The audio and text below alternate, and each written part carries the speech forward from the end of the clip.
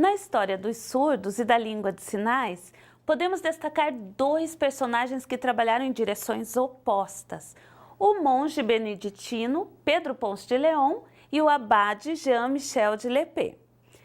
León, ele foi um monge beneditino que recebeu créditos como o primeiro professor para surdos, e ele trabalhou com surdos nobres, fazendo uso da oralidade para o ensino e as interações no monastério de Onan, na Itália.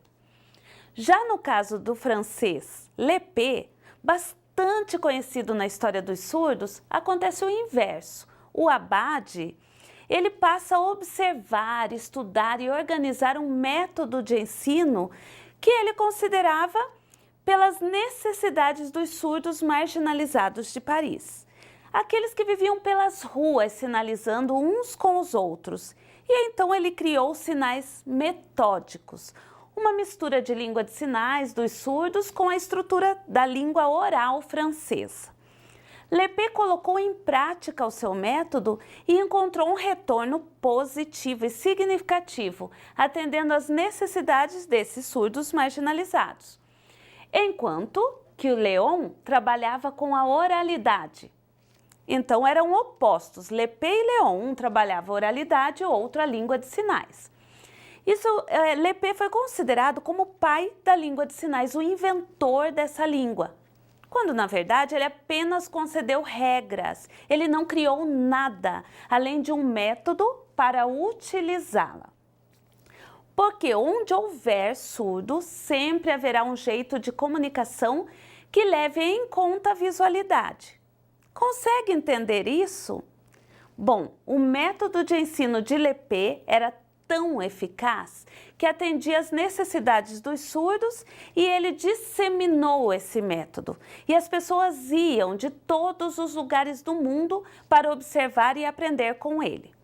Lépée expunha seu método publicamente e com isso havia surdos professores, surdos estudantes, muitos ocupavam espaços importantes na sociedade da época, pois havia comprovação da capacidade que esses surdos tinham. Como tudo que é bom dura tempo suficiente para bagunçar de novo, vamos entender o que houve nesse percurso. O cientista Alexander Graham Bell, você já deve ter ouvido falar. Ele foi o homem que inventou o telefone, o primeiro telefone. E tudo indica que sua criação se deu ao inventar aparelhos capazes de amplificar sons, pois sua esposa e a sua mãe tinham deficiência auditiva, ou como alguns autores falam, surdez negada. A partir da influência de Graham Bell, o segundo Congresso Internacional sobre Educação de Surdos, que ocorreu em Milão, na Itália, no ano de 1880, e também é conhecido como Congresso de Milão, é destacado hoje como o 11 de setembro dos surdos do país. E sabe por quê? Porque nele os surdos não puderam participar e apenas ouvintes decidiram que tipo de ensino deveria ser ofertado aos surdos. Com a influência de Graham Bell, o oralismo foi o método de ensino adotado, para o qual todos, o mundo todo deveria se curvar. O que aconteceu com a língua de sinais, então? Essa realidade de impor o oralismo causou violência física e simbólica contra os surdos, pois ficaram impedidos de usar a língua de sinais na escola. E muitas crianças surdas tinham suas mãos amarradas para evitar qualquer tipo de interação com as mãos e eram obrigadas a sentar-se sobre as mãos, obrigadas a aceitar a única linguagem reconhecida, que era a língua oral. Uma história muito triste que durou quase um século. Essa ideia de que o surdo só pode ser bom quando ele fala. Isso já é muito antigo. Pior é que os surdos que ocupavam cargos sociais tiveram que sair dos seus empregos. Os que trabalhavam como professores foram retirados do cargo. Enfim, causou muito estrago na vida dessas pessoas e voltaram a ocupar o lugar de deficientes, de incapazes, a não ser aqueles que falavam bem.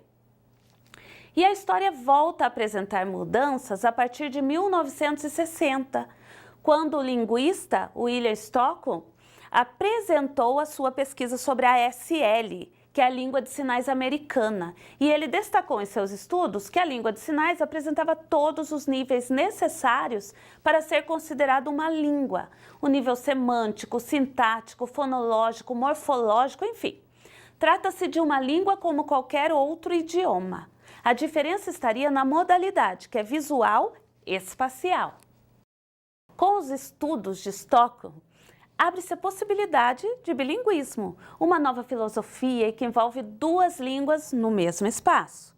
Claro que depois do oralismo tivemos a comunicação total. E essas filosofias são fáceis de entender. O oralismo é o uso da oralidade, da fala, como principal meio de comunicação e também de ensino dos surdos na escola. A comunicação total é o uso de todos os recursos para comunicação e ensino.